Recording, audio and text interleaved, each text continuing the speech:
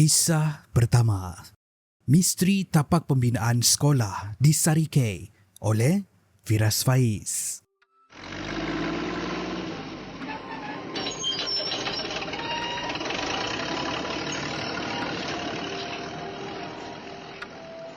Assalamualaikum, nama aku Ahmad, bukan nama sebenar. Masa umur aku 12 tahun, aku tinggal tidak jauh dari sebuah sekolah yang terletak di Sarikei, Sarawak.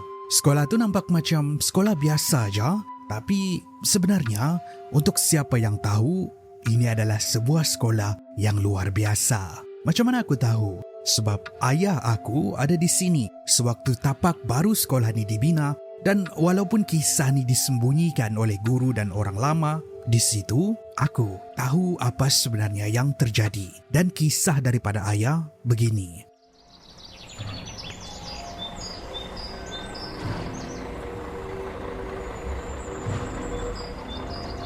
Sebelum bangunan sekolah lama dirobohkan, di hujung padang ada sebatang pokok ara tua yang memang dah lama di situ.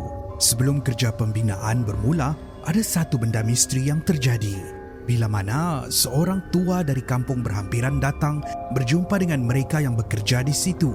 Orang tua tu tak banyak cakap, dia cuma pesan satu benda. Katanya, kalau mau roboh bangunan lama, robohlah. Tapi pokok ara tu jangan disentuh. Pekerja di situ tak hiraukan sangat. Ialah, arahan dah diberikan kepada diorang. Kena-kena lagi pokok tu mengganggu laluan jentera tapak pembangunan. Mahu tak mahu, pokok tu tetap ditebang. Dan di sinilah semuanya bermula. Menurut cerita ayah, malam selepas pokok tu tumbang, pengawal keselamatan yang menjaga kawasan tu bernama Pak Abu mula terdengar benda pelik sekitar 2 pagi. Suara kanak-kanak ketawa, macam sedang bermain. Bila dia suluh, tiada sesiapa. Tapi bila lampu suluh dia diturunkan, bunyi tu datang lagi. Kali ini disertai bunyi tapak kaki kecil berlari di atas kepingan zinc. Macam ramai budak sedang berkejar-kejar di dalam gelap.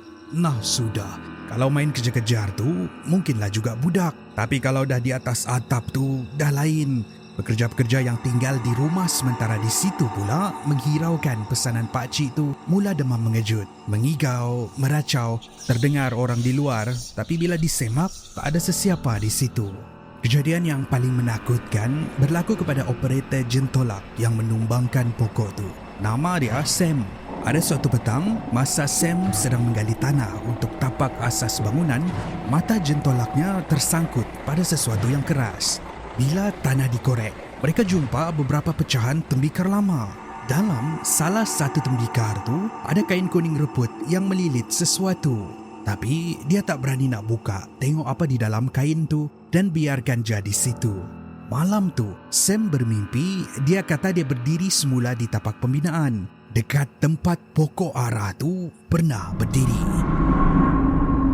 Di situ, ada seorang perempuan berambut panjang sedang mendukung anak kecil. Mukanya tak jelas, tapi suaranya perlahan dan marah. Katanya, pulangkan, itu rumah aku. Di dalam bahasa dialek Sarawak. Sam terjaga dengan keadaan berpeluh, tapi yang paling membuatkan dia takut, tapak kakinya penuh lumpur dan ada kesan tanah di lantai tempat dia tidur. Seolah-olah dia benar-benar berjalan ke tapak pembinaan pada malam tu. Keesokannya, Sam terus berhenti kerja dan balik tanpa banyak cakap. Ayah aku kata, gaji pun dia tak tuntut. Takut begitu sekali. Selepas tu, barulah orang tapak mula percaya yang mereka sudah mengganggu sesuatu. Seorang pengamal perubatan tradisional dipanggil pada waktu malam. Bukan untuk melawan, tapi kata ayah, untuk memujuk. Apa yang dijumpai di dalam tanah tu dikumpulkan semula, ritual dan bacaan dilakukan, asap kemenyan dan pelbagai permintaan maaf disebabkan pokok tu telah ditebang. Selepas upacara tu dilakukan, gangguan tu dikatakan tidak terus hilang, tapi tapak menjadi lebih tenang. Kerja pembinaan diteruskan sampai bangunan baru siap. Sekarang, sekolah tu digunakan seperti biasa. Budak-budak belajar, guru mengajar dan semuanya di pandangan mata kasar nampak normal. Selama ni, aku pun cuba anggap cerita ayah tu cerita orang-orang lama. Nak takutkan budak-budak di sekolah tu supaya jangan merayau. Sehinggalah ada suatu petang. Selepas aktiviti sekolah, aku lalu seorang diri dekat koridor blok baru tu. Masa tu sekolah hampir kosong. Aku jalan cepat-cepat ke pintu pagar sebelum aku terdengar sesuatu dari belakang. Aku terus berhenti. Bunyi tu sama macam yang ayah pernah cerita. Bunyi tapak kaki kecil di atas zinc. Cuma kali ini, mana ada zinc di situ. Bila aku toleh, koridor tu kosong. Tapi di depan salah satu pintu kelas, aku nampak ada kesan tapak kaki kecil berlumpur. Satu demi satu. Seolah-olah ada budak baru keluar dari dalam kelas tu. Aku hampir jalari, tapi masa tu aku perasan sesuatu yang buat seluruh badan aku keras. Dari dalam kelas tu, aku terdengar suara budak kecil tertawa perlahan sebelum aku terpengsan. Ini adalah satu kisah yang aku masih lagi ingat sampai hari ini. Mungkin tak ramai yang tahu sejarah sekolah ni, tapi untuk aku, ia menjadi satu memori. Memori seram zaman kecil dulu. Kisah seterusnya, Kedai Misteri di Jalan Puchong, Kelantan oleh GK. Pukul 2 lebih, hampir masuk 3 pagi. Aku waktu tu tengah memandu dari Puchong ke Kelantan. Aku gerak malam sebab nak sampai ke Kelantan sebelum subuh. Kalau tak, memang aku sampai Kelantan jauh lebih lambat. Walaupun orang selalu cakap ada bahagian yang keras dan tak digalakkan berhenti sembarangan. Tiap kali kalau ada orang pesan ada hantu di sini, aku akan kata, apa ada hal? Kalau ada hantu pun, hantu-hantu di sini dah kenal kot kereta aku. Sambil aku tersengi-sengi temberang. Sehinggalah berlaku satu insiden yang mengubah persepsi aku pasal jalan tu untuk selama-lamanya. Jalan memang sunyi gila.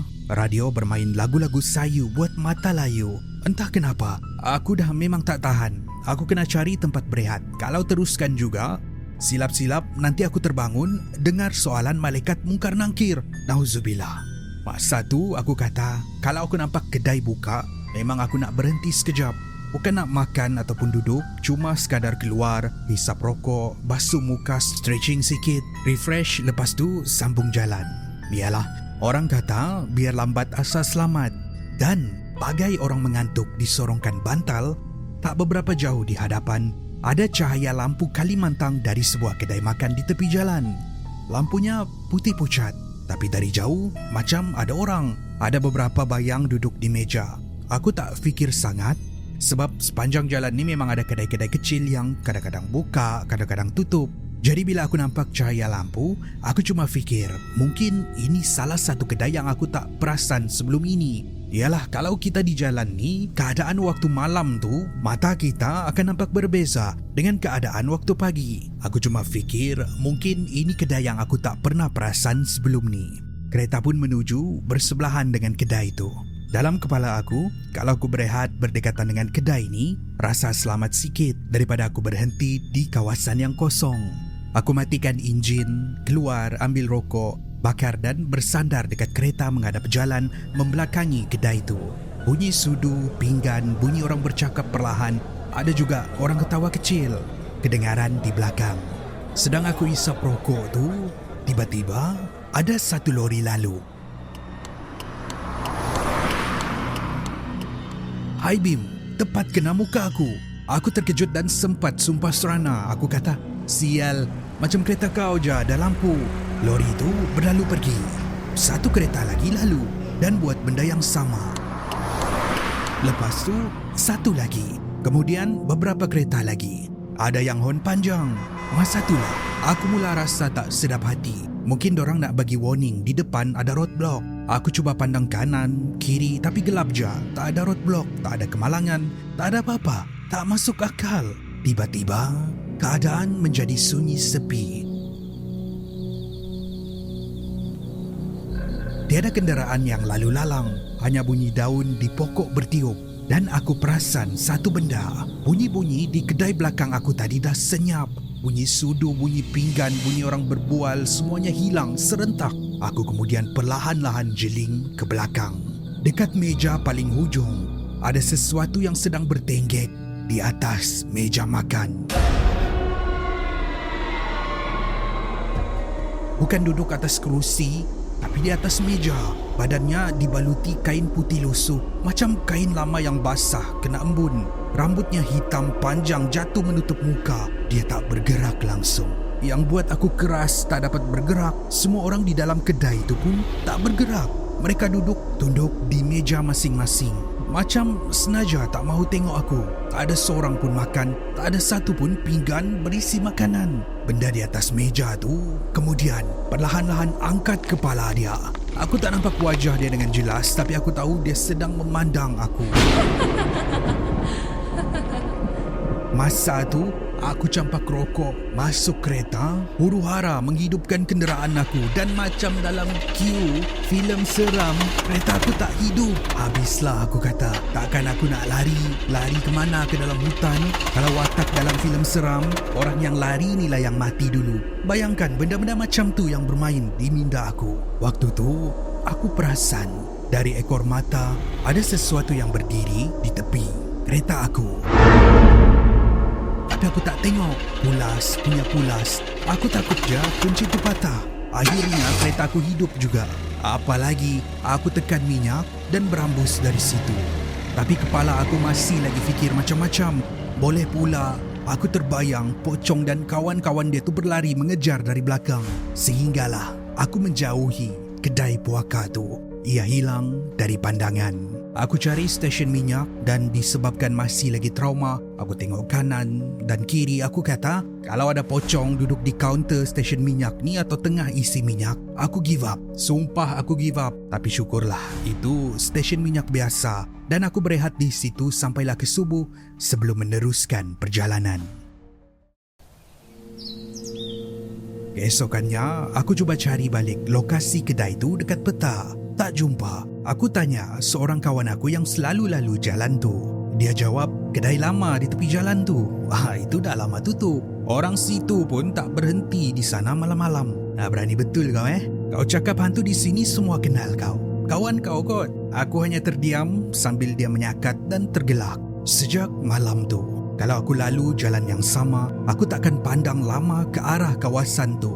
Aku cuma tekan minyak dan buat-buat tak nampak. Tapi kadang-kadang aku perasan macam ada cahaya putih pucat menyala di tepi jalan. Ibarat kedai puaka tu masih ada.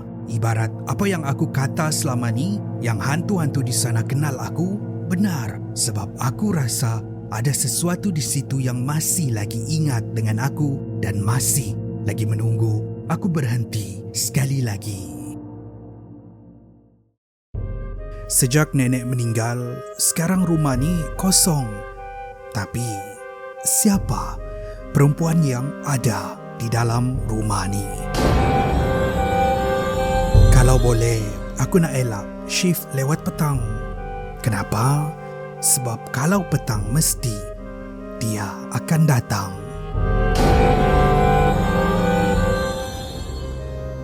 Kenapa dia orang suruh jaga kawasan tebiar ni, walhal tempat ni memang sudah ada penjaga? Aku, kalau lalu dekat bangunan kosong tu, mesti ada yang mengikut. Setiap orang ada cerita.